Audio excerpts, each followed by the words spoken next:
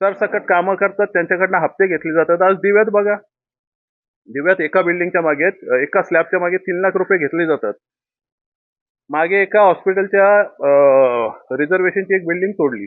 आम्ही त्याची तक्रार केली की आता तुटलेलीच आहे, तर इथे हॉस्पिटल उभारण्यात यावं. पुन्हा तिथे इमारतीचं काम चालू आहे तोडल्यानंतर.